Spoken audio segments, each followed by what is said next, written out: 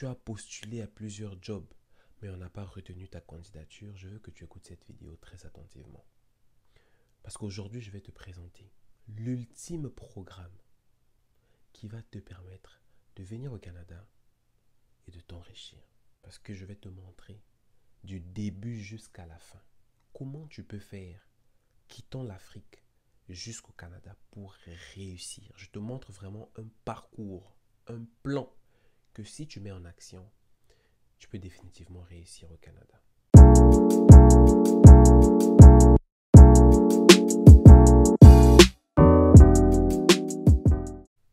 Salut à toi, moi c'est Daniel, bienvenue sur ma chaîne. Dans cette vidéo, je te présente le plan ultime pour réussir au Canada.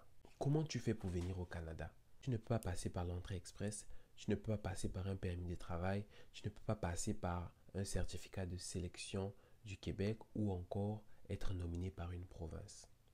Si toi, tu n'as pas pu faire tout ça, si tu es dans la catégorie des personnes qui ont absolument tout essayé pour venir au Canada, mais que ça n'a toujours pas abouti, je te présente un plan qui va changer ta vie. Un plan qui marche, qui a marché pour moi et qui a marché pour bien d'autres. Écoute attentivement ce que je vais te dire. Au Canada, il y a un programme que si tu fais, tu as la chance de réussir à 100%. Je dis bien à 100%. Mais ce n'est pas un programme pour tout le monde. Ça ne correspond pas à tous les profils. Et quand on va en parler dans cette vidéo, tu vas comprendre toi-même que ce programme s'adresse à toi ou alors pas du tout. Premièrement, tu vas demander un permis de visite au Canada. Oui, c'est Daniel qui te le dit. Tu vas demander un permis de visite au Canada. Tu vas avoir un visa visiteur. Ensuite, tu vas rentrer dans le territoire canadien. Dès que tu es rentré dans le territoire canadien, tu vas te diriger vers des centres de formation professionnelle en région qui proposent le programme des préposés aux bénéficiaires. Je dis bien préposés aux bénéficiaires. PAB, l'acronyme.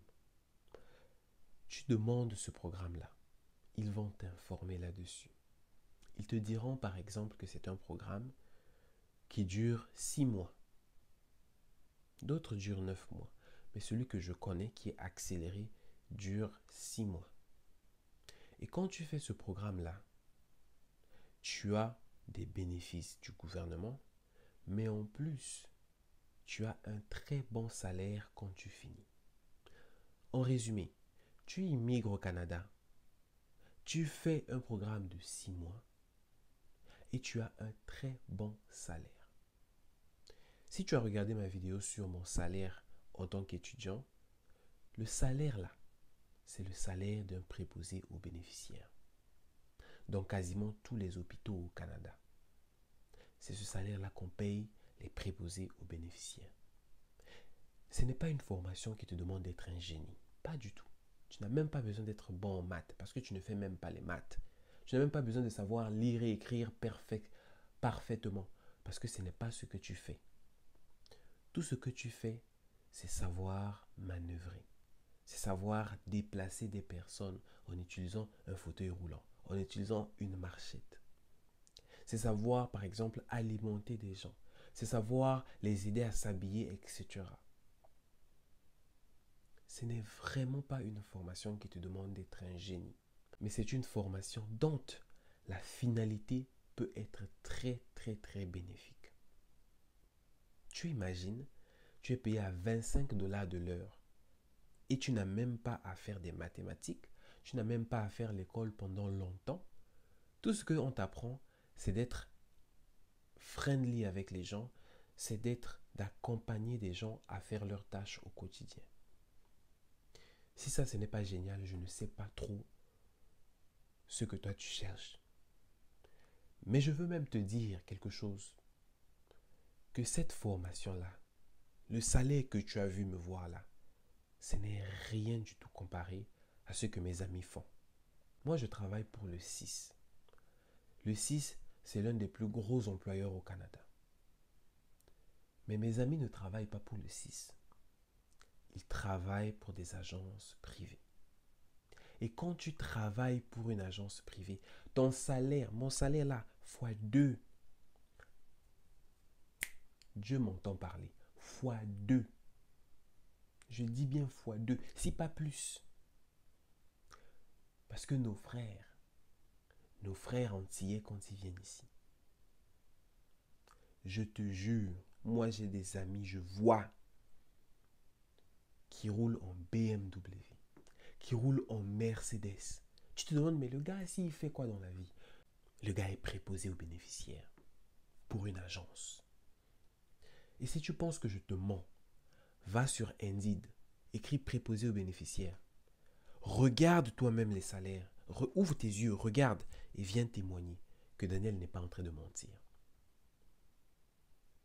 Il y a vraiment une mine d'or au Canada. Et cette mine d'or, c'est le domaine de la santé. Que tu sois au plus bas comme préposé aux bénéficiaires, ou encore un peu plus haut comme infirmier auxiliaire, ou encore infirmier, c'est encore mieux. Tu as l'opportunité de faire beaucoup d'argent au Canada. Il y a des gens qui le font. Si jusqu'à présent ce que je dis est intéressant, manifeste ton support pour la chaîne, pardon. Un petit like, ça prend quelques secondes, mais moi, ça m'aide beaucoup. Tu as l'opportunité d'aider un frère en quelques secondes. Fais un like. Donc, je disais que si tu viens au Canada, tu es un jeune, tu ne sais pas trop quoi faire dans ta vie. Ou encore, tu es déjà assez âgé, tu as déjà eu ta carrière, mais tu doutes un peu, tu ne sais pas trop quoi faire. Viens faire une formation professionnelle, soit en soins infirmiers, soit préposé aux bénéficiaires. J'ai recommandé préposé aux bénéficiaires parce que la formation de préposé aux bénéficiaires coûte moins cher par rapport à la formation d'infirmier auxiliaire. Tu peux faire la formation des préposés aux bénéficiaires à seulement 12 000 $. Dans d'autres provinces, comme au Nouveau-Brunswick, c'est carrément 9 000 $. Il y a réellement une mine d'or au Canada, c'est moi qui te le dis. Maintenant, après avoir dit ça, il faut aussi que je te dise quels sont les inconvénients, parce que je ne peux pas juste te laisser comme ça. Les inconvénients avec les formations de moins de 6 mois, c'est que ton permis de travail ne sera pas assez long. Et si ton permis de travail n'est pas assez long, mais une fois que tu travailles, tu dois rentrer chez toi. Pourquoi? Parce que malheureusement, le permis de travail post-diplôme s'obtient une seule fois. Il n'y a pas de renouvellement possible. Tu l'as une seule fois à vie. Donc c'est pourquoi il faut faire attention.